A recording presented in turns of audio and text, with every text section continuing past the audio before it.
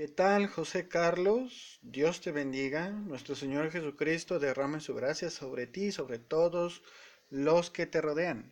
Bueno, mira, de manera rápida te voy a compartir este video. No puedo igual profundizar tanto, pero te voy a dejar en la descripción unos links donde se puede observar lo que te quería compartir. No lo había hecho antes porque estaba viendo lo del archivo que te quería enseñar de mi propio señalamiento bíblico, digamos un plan anual, pero resulta que tengo problemas en mi computadora, en fin, en lo que logro rescatar archivos de ahí. Como quiera, sí te quiero compartir esto también con la intención de que hoy es tercer domingo del tiempo ordinario, según nuestro calendario litúrgico, y es el domingo de la palabra de Dios. El Papa instituyó esta fiesta porque es un día especial en el que meditamos lo que Cristo, palabra encarnada del Padre, hace para nosotros. Él nos explica las escrituras y parte para nosotros el pan. La palabra de Dios es importantísima en nuestra vida y nos ayuda a vivir de manera más plena.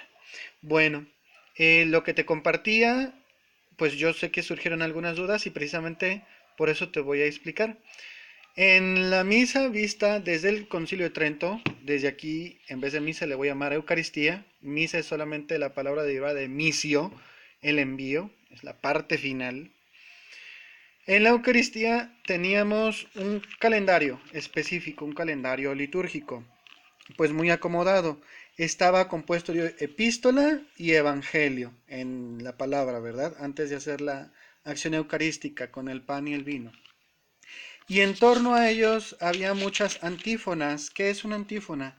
Es una pequeña frase, normalmente un versículo, a veces dos, que te introducen al ambiente de lo que se va a hacer. Entonces, eh, pues, por ejemplo, tenemos la lectura, el Evangelio, y si te fijas, tenemos el gradual, el aleluya, el ofertorio, la oración de las ofrendas, la oración para la comunión y así, todas estas pequeñas antífonas. Aquí este misal del rito de San Pío V pues ya está traducido al español, pero entendamos que bueno, la misa era en latín. Entonces pues era como también algo complicado, tienes que seguir con un misal traducido. Llega el Concilio Vaticano II, se revaloriza todo el año litúrgico, el año en el que bendecimos al Señor, eh, y se vuelven a poner de realce los dos focos de los misterios de nuestra redención, que son la encarnación y la pasión. Entonces, en torno a esto, que es la Navidad y la Pascua, gira todo el calendario litúrgico. Se abrieron más ampliamente, así lo dicen nuestras constituciones, los tesoros de la palabra de Dios, ya que ya ahora ya no es solamente una epístola y el Evangelio. Llevamos dos ciclos, el ciclo dominical y el ciclo ferial, que es el que entre semana. El ciclo dominical tiene una lectura del Antiguo Testamento, su cumplimiento en el Evangelio, una lectura de las cartas, de los hechos, del Apocalipsis, todo el resto del Nuevo Testamento, y un salmo interleccional que normalmente va en medio de la primera y la segunda lectura. Esto está dividido en tres ciclos, A, B y C, para ver Mateo, Marcos y Lucas, y el Evangelio de Juan está repartido en los momentos fuertes que son en Navidad y en pues lo que es Cuaresma y Pascua, ¿verdad? En los momentos que utilizamos para meditar la pasión, muerte y resurrección de nuestro Señor. Entre semana, normalmente se ve una lectura del Antiguo Testamento, a veces también es del Nuevo, y un fragmento evangélico con su respectivo salmo interleccional. No se pierden las antífonas, solamente se amplía el tamaño de las lecturas. Estos son los calendarios. Este es digamos, el del San Pablo VI y este es el de San Pío V. Bueno, los dos calendarios son muy parecidos en el sentido de que giran en torno al Evangelio, porque Cristo es el Evangelio. El Evangelio es una persona, no son libros. El Evangelio es Cristo palabra encarnada del Padre que viene a hacer la obra de la redención en nosotros. Y entonces en la Eucaristía todo gira en torno a esto, ¿verdad? Bueno, pero la lectura bíblica para nosotros no se limita solamente a la misa. Es cierto que muchos la ven así, pero no se limita a la misa.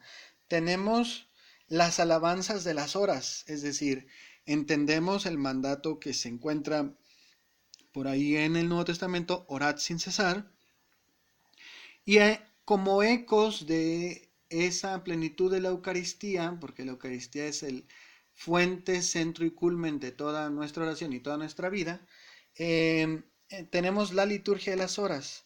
Antes se le llamaba el oficio divino o lo que se le llamaba el libro de las horas. Esto es lo que se hace para todo el año, son los tiempos fuertes, Adviento, Navidad, Cuaresma y Pascua y el tiempo ordinario. Este tiene su foco en el Evangelio.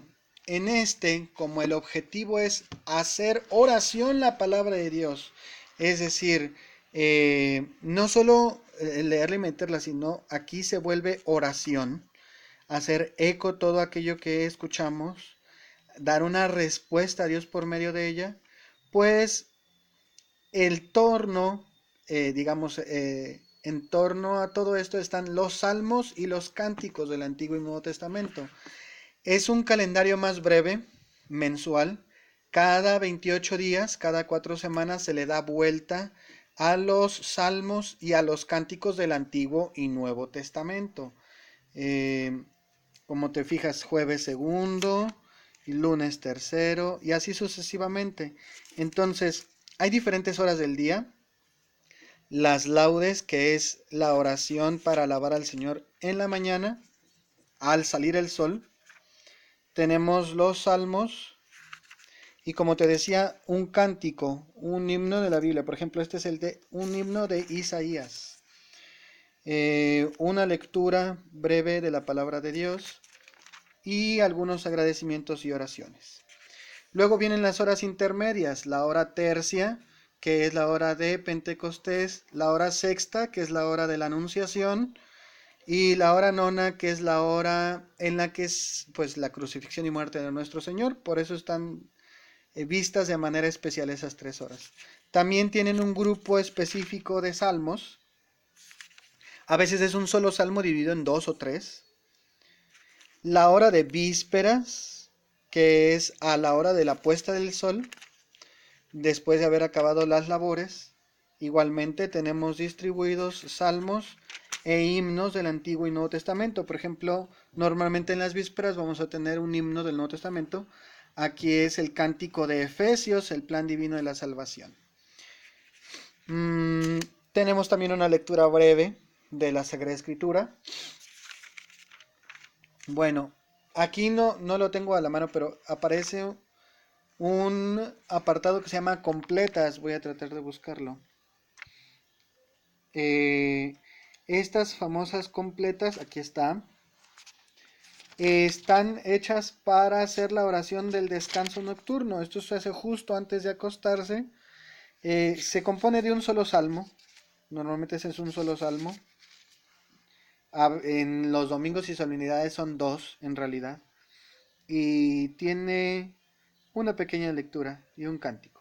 Es todo lo que tiene. En las demás se ven 3 salmos o un salmo dividido en 3, un cántico y una lectura de la palabra. Después de esto viene algo que se llama oficio de lectura. Entre el canto del gallo y la aurora antes del amanecer, o bien entendiendo las actividades de cada quien, pues a la hora que sea durante el día, se hace el oficio de lectura. Esta hora está hecha específicamente para ampliar todavía más lo que se hace en torno a la oración de los salmos, a los cánticos e himnos. Se leen, se recitan y se hace oración con 3 salmos y tienen 2 lecturas. Una lectura que es la lectura bíblica, normalmente es casi un capítulo entero, a veces un poquito más.